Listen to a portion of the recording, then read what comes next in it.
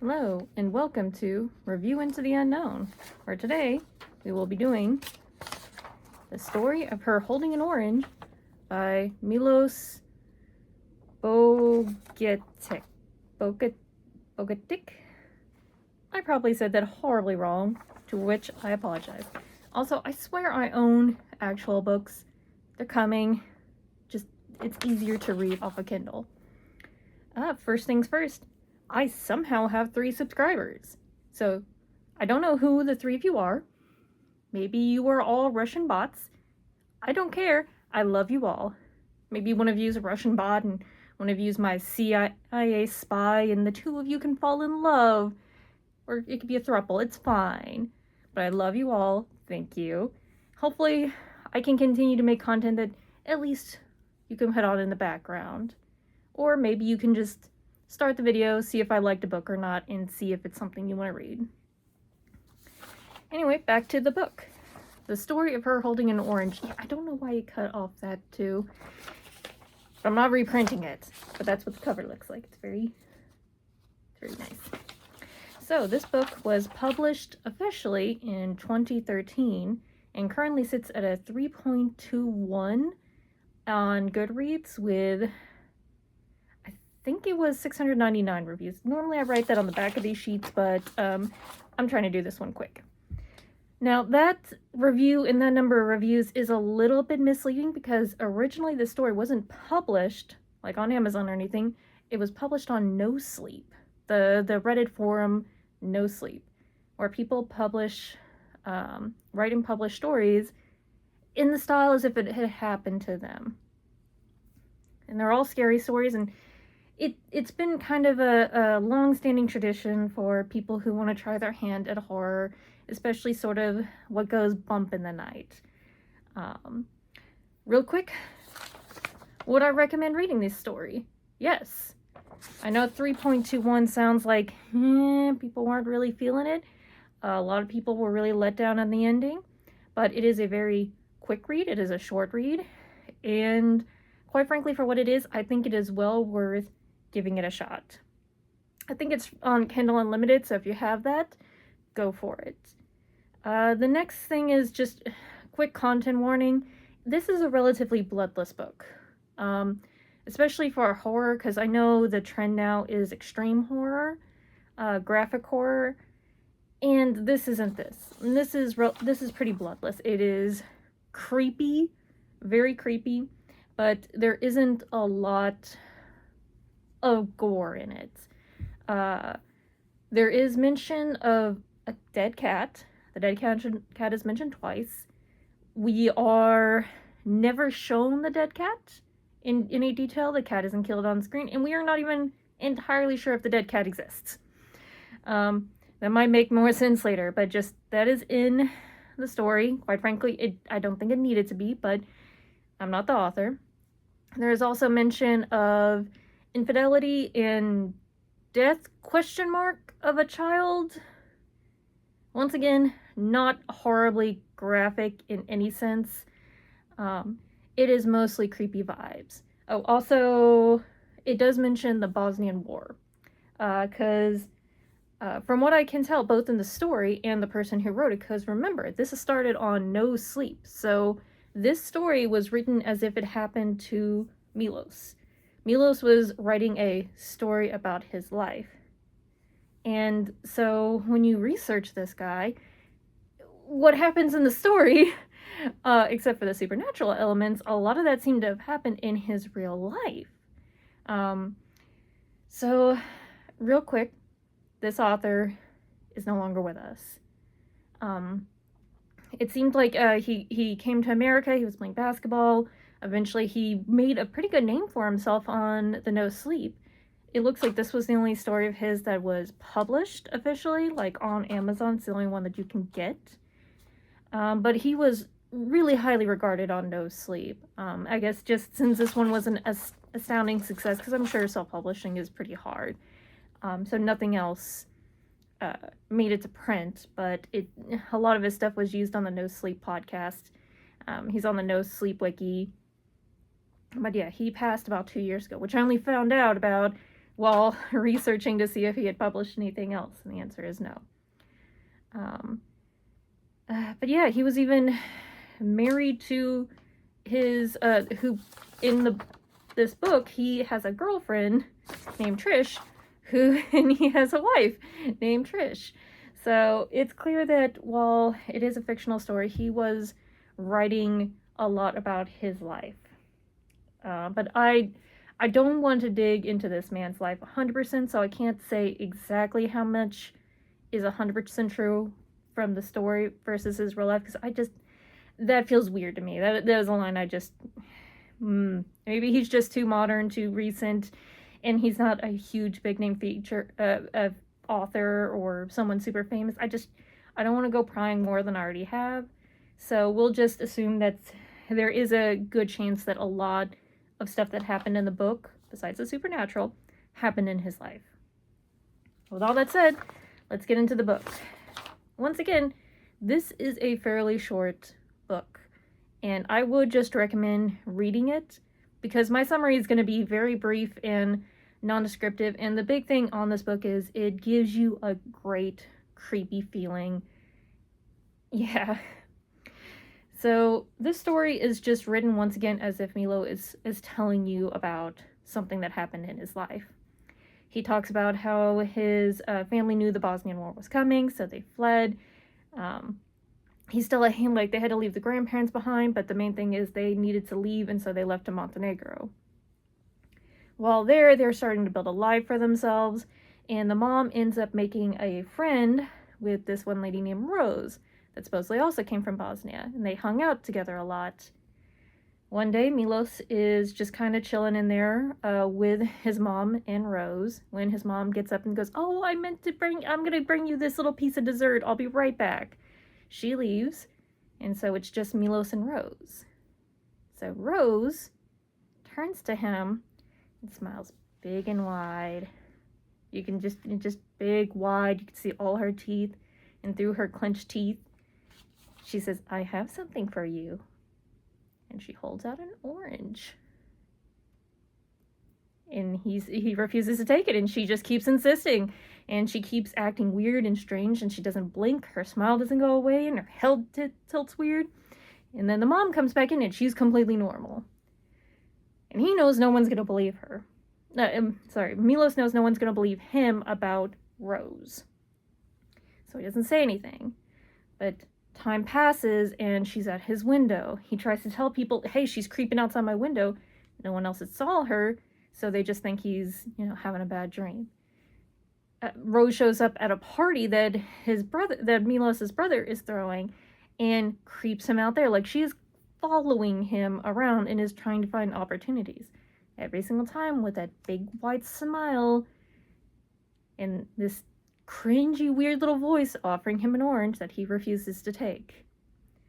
As time goes on, he realizes he just needs to get out of Dodge. So he completes high school, he gets to college on a scholarship, and he moves to America. So Montenegro to America now. I think it was Penn State, which the real Milos seems to have gone to Penn State. So life improves. He is no longer, like, his mom says that, "Oh yeah, Rose isn't coming around as much, but it's fine. We're doing fine here." His grandparents have survived the Bosnian War. Fantastic. We love that for them. This is really, so things are looking up. His life is getting a lot calmer and great. He even meets this wonderful girl named Trish, and they're doing really well. And then oranges appear, and he's freaking out, and he's like, "There's oranges again." And then he's telling this to Trish, and she's like, "Oh no, the oranges."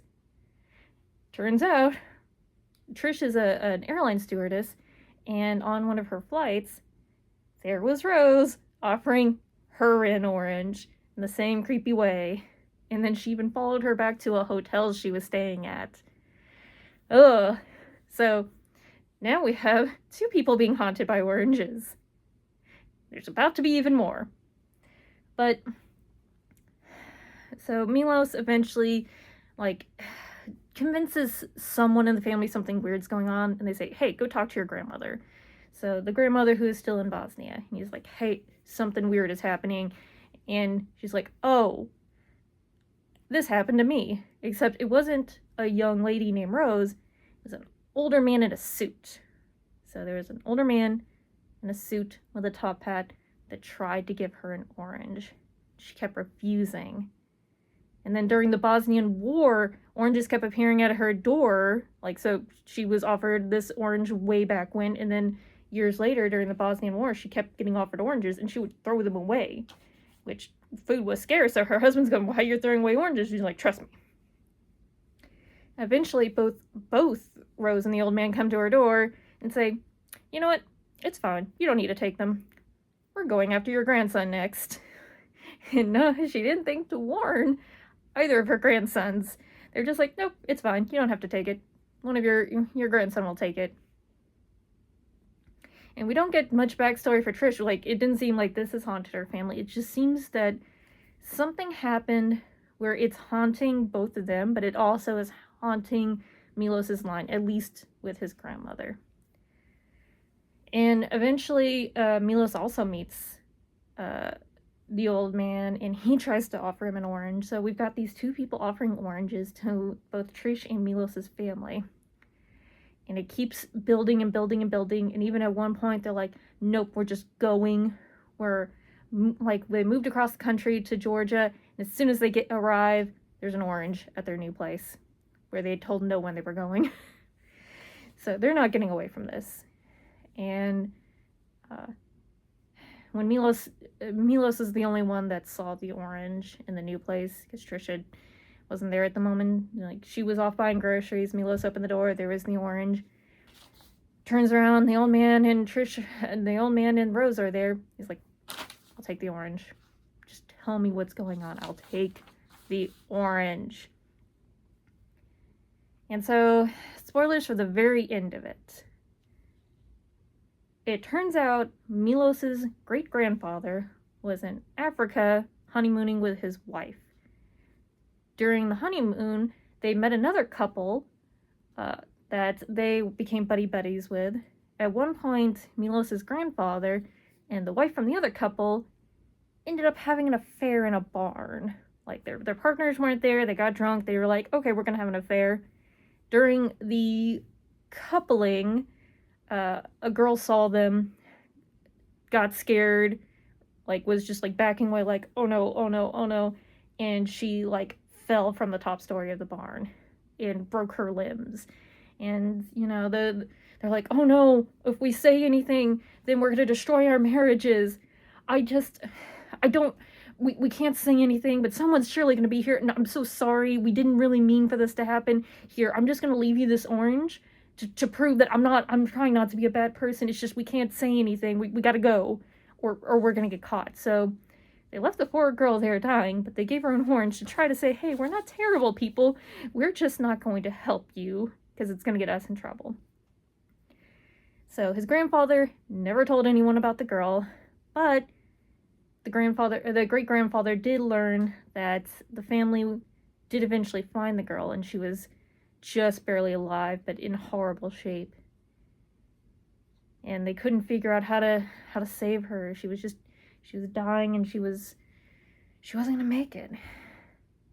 And then an old man in a black suit came in and said, I can save her.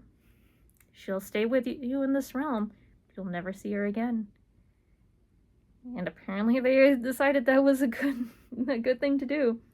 So the old man carried Rose off, and they both vanished. Until now.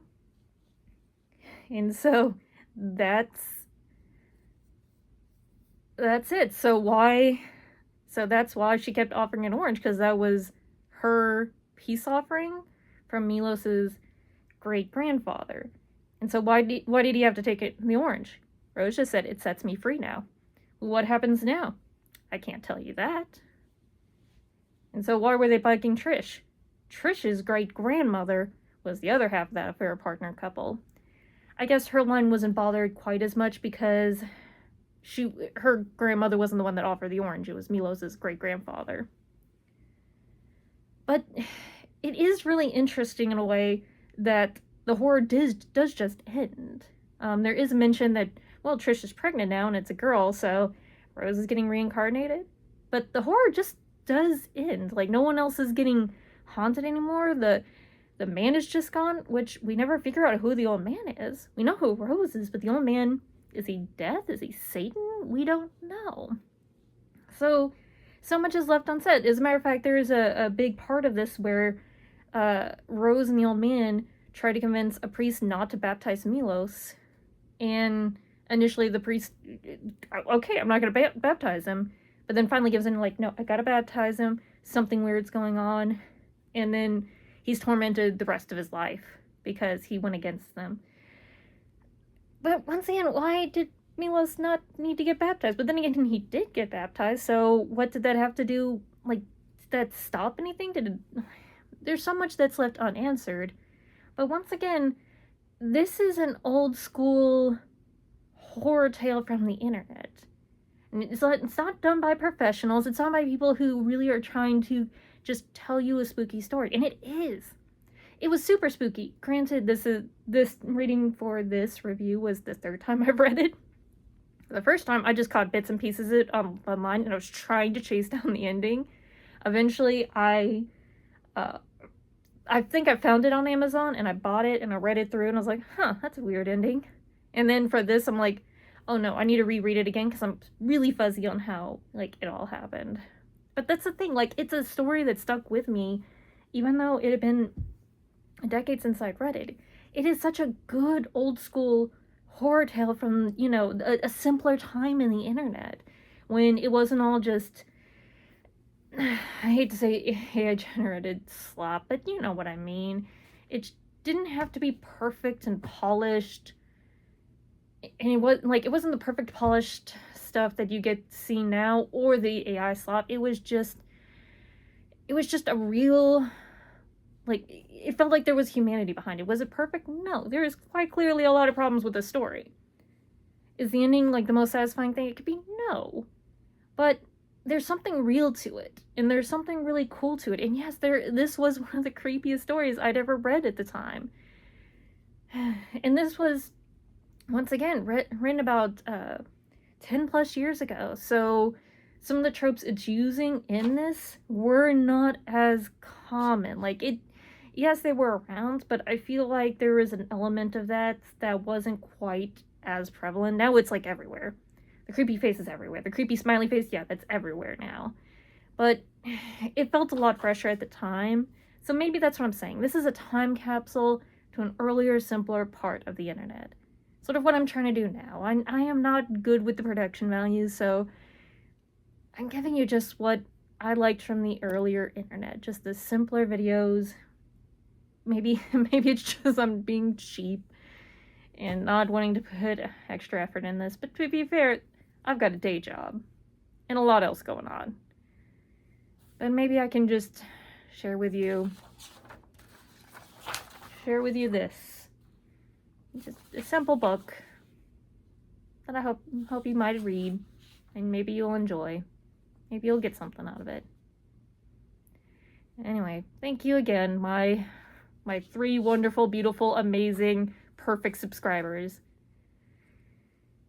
And by the way, I still don't have a set schedule for these reviews. Still so new. I'm just kind of trying, especially since once again I do have a day job, and I have to read these books, even if I've read them before, in order to do this, and then find time to actually sit down and do this. But I'll get better in time. Bye, and take care.